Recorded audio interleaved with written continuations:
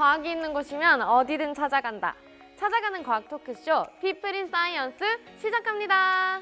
안녕하세요. 저는 실험실을 나온 과학자, 과학 커뮤니케이터 강솔빈입니다. 찍찍복복 뿌뿌. 여러분, 낭만 넘치는 이 철도 여행 떠나보고 싶지 않으신가요? 게다가 부산에서부터 러시아, 거기에 프랑스 파리까지 대륙을 넘나드는 대륙철도 궁금하지 않으신가요? 오늘 피플인 사이언스는 이 대륙철도를 연구하고 있는 한국철도기술연구원의 박정준 센터장님을 만나 뵙겠습니다. 안녕하세요, 박정준 센터장님. 안녕하세요. 센터장님이 속해 계신 바로 이곳 한국철도기술연구원에 대해서 간략히 소개 부탁드릴게요.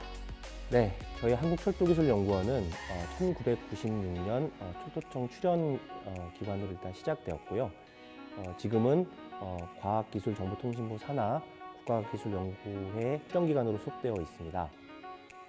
저희 연구원은 이제 철도 및 대중교통에 대한 기술 연구를 하도록 설립 목적을 부여받았습니다.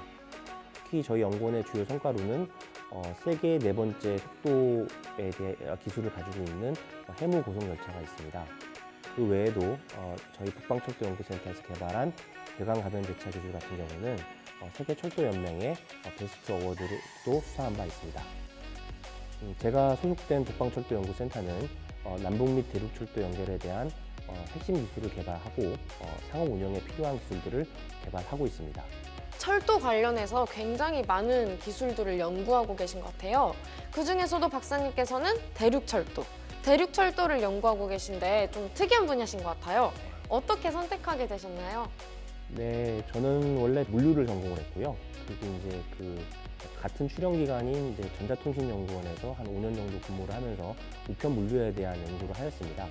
이후에 이제 철도기술연구원으로 직장을 자리를 잡으면서 마찬가지로 이제 대륙철도 물류에 대해서 또 연구를 시작을 하였었는데 근무를 하다 보니까 이제 북한 철도와 대륙철도 전반에 대한 연구를 10년 동안 하게 되었습니다. 본격적으로 박사님 연구 분야에 대해서 여쭤볼게요. 이 대륙철도란 게 대체 무엇인가요? 보통 이제 남북철도, 지금 현재 북한하고 단절되어 있지만 남북철도를 보통 저희가 TKR, 트랜스 코리안 레일웨이라고 해서 TK라고부터 약자로 이렇게 얘기를 하고요.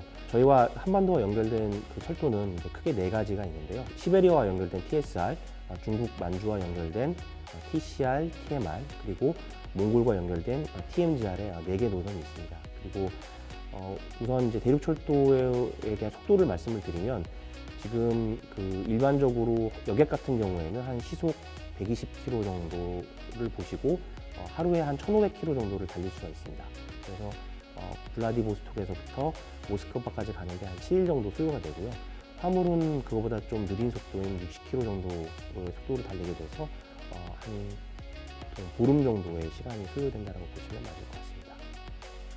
그러면은 이제 우리나라에서부터 출발해서 아까 말씀하신 러시아로, 몽골로, 유럽으로 뻗어나갈 수 있는 열차인 거네요. 맞습니다. 근데 결국 북한을 지나가야 되기 때문에 아직은 화물을 운반하는 거를 목표로 하고 있다, 이렇게 들었어요. 네, 나중에는 저희 사람들도 탈 수 있을까요? 네, 당연히 사람도 탈 수가 있고요. 공교롭게도 이제 이런 저희 동아시아 지역에 고속철도를 지금 보유하고 있는 국가가 우리나라하고 중국 두 개 국가뿐이 없습니다. 그러다 보니까 이제 아까 잠깐 속도에 대해서 말씀드렸지만 당연히 여기게 가능하고요. 대신에 이제 좀 시간이 걸린다는 조금 그런 좀 단점이 있고, 화물 같은 경우는 이제 그러한 어떤 시간에 대한 제약이 훨씬 덜하기 때문에 저희가 봤을 때는 우선 이제 화물 열차가 다니고 또 여객 열차도 고속화 함으로 인해서 충분히 가능하다라고 보고 있습니다. 언젠가 이 대륙철도를 타고 유럽으로 뻗어나가는 날을 기대해 보겠습니다. 꼭 그런 날을 저도 기대하고 있습니다. 저 제일 먼저 태워주셔야 돼요. 네, 이 대륙철도를 연구하시면서 어려운 점이 다양하게 생겼다고 들었어요. 그중에서 박사님께서 가장 자랑스러운 업적이 뭐가 있을까요? 괴강 가변 열차라고 있습니다. 특히 이제 우리나라와 러시아 간에 서로 궤도 폭이 틀리기 때문에 열차가 직접적으로 운행이 불가능합니다. 그래서 그것을 극복하기 위한 기술 개발을 하였습니다. 그리고 또 이 제동 기술이라고 하죠. 무려 140량의 기차를 서게하는 제동 기술을 연구하셨다 들었어요. 어떤 건가요? 보통 대륙 국가들은 이제 한 번에 열차가 이동을 할 때 최소 50량에서부터 아까 말씀드렸듯이 140량까지도 운행을 하게 되는데요. 우리나라 같은 경우는 상대적으로 그 좁은 영토다 보니까 그렇게까지 길게를 운행하지 않게 됩니다. 그러다 보니까 해외에서는 좀 더 제동 성능이라든가 이런 것들이 이제 우리나라보다는 발전돼 있기 때문에 우리 열차가 화차가 해외에 나갔을 때도 그 국가 화차와 호환이 될 수 있도록 저희가 제동 장치도 개발을 하였습니다. 그러면은 이제 괴관 완료됐고 제동 기술까지 완료됐고 그럼 이제 달릴 일만 남았네요. 한 가지 더 기술이 더 필요합니다. 이제 특히 저희가 이제 러시아하고 궤도폭이 틀리다고 그랬는데요. 그 열차와 열차를 대차와 대차를 연결할 때에는 그 연결기, 그러니까 커플러라고 해서 연결기가 필요합니다. 그런데 이제 우리나라, 북한, 중국은 동일한 연결기 형태를 가지고 있는데 러시아는 그 형태가 틀리기 때문에 세계 최초로 그 러시아와 우리나라 열차 간의 호환이 가능한 연결기를 개발을 하였습니다. 그런데 왜 이 나라마다 연결부가 모양이 다른 거예요? 보통 이제 그 나라의 어떻게 보면 역사하고도 조금 연관이 있는데요. 처음에 개발되고 한번 표준이 정해지게 되면 중간에 그것을 좀 바꾸기가 어렵거든요. 그러다 보니까 서로 달라진 상태로 그대로 유지가 돼서 발전되어 왔다고 생각합니다.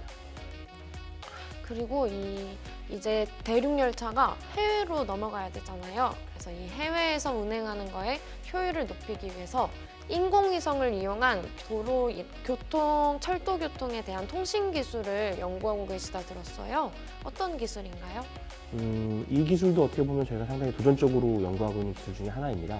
그러니까 특히 북한 같은 경우는 신호 시스템이 우리나라와 틀려서 과거에 사용하고 있는 그런 기계식 통표 방식을 쓰고 있는데요. 그러다 보니까 이제 속도를 올릴 수 있는데 제한되어 있습니다. 그래서 우리나라와 같은 동일한 시스템을 북한에 이제 초기에 설치할 경우에는 설치에 대한 시간과 비용이 많이 들어가기 때문에 초기에 기존에 되어 있는 위성망을 활용해서 저희가 신호라든가 위치를 알 수 있다면 그런 부분들을 상당히 극복할 수 있다라고 생각합니다. 그러면 이제 대륙 철도를 운행하기 위해서 더 남은 과제가 있나요? 사실 좀 어려운 부분인데요. 일단 북한 철도하고 연결이 일단 우선 먼저 돼야 될 거고요. 그 다음에 저희가 개발한 실제 괴관 가동 기술이 적용되기 위해서는 러시아에서의 시험이 필요합니다. 그래서 이제 러시아에서 현지에서 시험하기에는 그 시간과 예산의 어떤 제약이 있기 때문에 저희가 작년에 그 오송 시험선에서 이제 테스트 트랙을 만들어서 한번 시험을 해봤고요.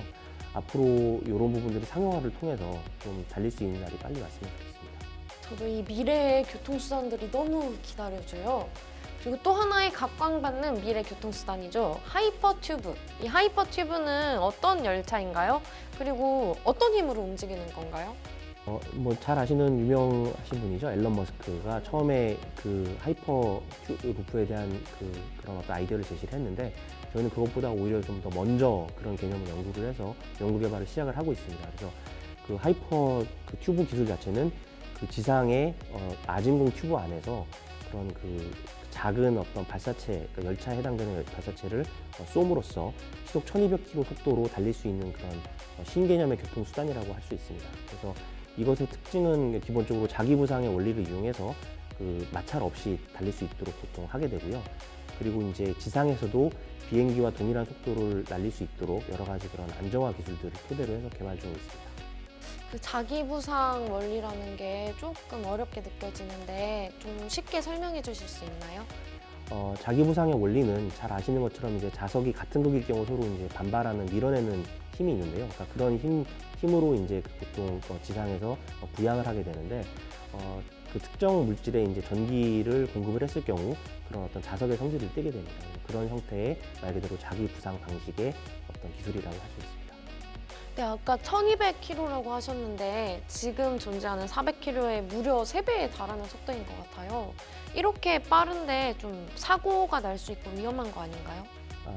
당연히 그렇기 때문에 저희가 공기 충격을 대비한 기술들, 그다음에 자세를 안정하게 하는 기술들, 그런 어떤 다양한 연구 기술들을 저희가 개발을 하고 있고요. 실제로 비행기가 빠른 속도로 남에도 불구하고 안정적으로 저희가 운행할 수 있는 것처럼 이 하이퍼투브 기술도 충분히 안정적으로 개발이 가능하다라고 믿고 있습니다. 그렇다면 이 하이퍼튜브를 대륙철도에 결합시킬 수도 있을까요? 네, 사실은 이 하이퍼튜브 기술은 대륙철도에 더 적합한 기술이라고 할 수 있습니다. 그러니까 가령 이제 지금 그 서울 북경, 그러니까 베이징까지 거리가 한 1,400km 정도 되는데요.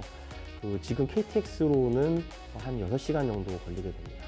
조금 더 빠른 이제 400km 고속열차라면 뭐 4시간대까지 좁혀들게 되는데, 이 하이퍼튜브 기술을 쓴다고 한다면 1시간으로 접근할 수 있기 때문에 어떻게 보면 그 대륙철도에 가장 적합한 기술이라고 말씀드릴 수 있을 것 같습니다.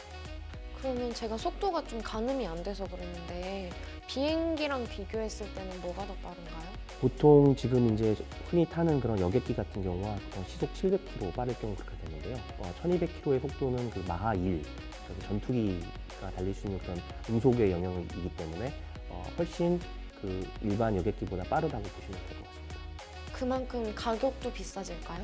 아니요, 보기보다 이게 그 탑승되는 공간 자체가 기존 열차 대비 가볍고, 저희가 개발한 방식 같은 경우는 배터리 탈부착 방식이기 때문에 기존 대비 비용이 훨씬 더 저렴한 것으로 지금 예측을 하고 있습니다. 그럼 박사님께서 가지고 계신 이 향후 연구 계획이 있으신가요? 네, 지금 저희가 괴강은 과변 기술을 개발을 하였지만 실제적으로 이제 남북철도가 연결돼서 저희 열차가 좀 달릴 수 있는 날이 왔으면 좋겠고요. 그리고 추가적으로 말씀드리면 저희가 개발된 기술은 기본적으로 그 화차에 대한 기술이기 때문에 이 화차를 끌 수 있는 기관차 기술에 대한 개발이 필요합니다.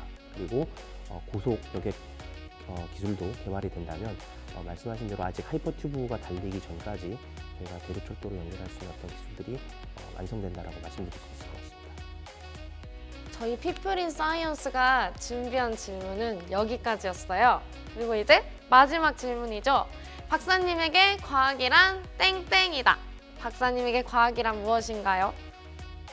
유명한 그 리처드 파인만 존경하는 분의 말을 빌려서 관찰을 통한 발견이다라고 말씀드리고 싶습니다. 어떤 이유에서인가요? 사실은 이제 저희가 과학자의 기본적인 소양은 사실 문제점을 찾는 거고요. 그 문제점을 찾기 위해서는 관찰이 기본적으로 필요하기 때문에 정밀한 관찰을 통해서 문제점을 찾고 그것을 해결하는 과정을 거치는 게 저에게는 과학인 것 같습니다. 멋진 과학적인 마인드인 것 같습니다. 앞으로 빠른 시일 안에 이 미래의 교통수단을 만날 수 있는 날이 오기를 간절히 바라볼게요. 저희가 준비한 내용은 여기까지고요. 오늘 박정준 센터장님과 함께 이 철도 기술에 대해서 여러 가지를 알아봤어요. 여러분 어떠셨나요? 저도 기차를 굉장히 많이 이용하는 사람으로서 우리 한국철도기술연구원 여러분께 굉장히 큰 감사의 마음을 드립니다. 멋진 연구 이어가시길 바라겠습니다. 저희 피플인 사이언스는 앞으로도 이 숨은 과학인들의 멋진 기술들을 여러분에게 소개시켜드리기 위해서 여러분에게 좋은 정보를 가지고 돌아오도록 하겠습니다. 오늘 내용도 좋으셨다면 좋아요와 구독, 알람 설정까지 부탁드릴게요. 그러면 다음에 또 만나요.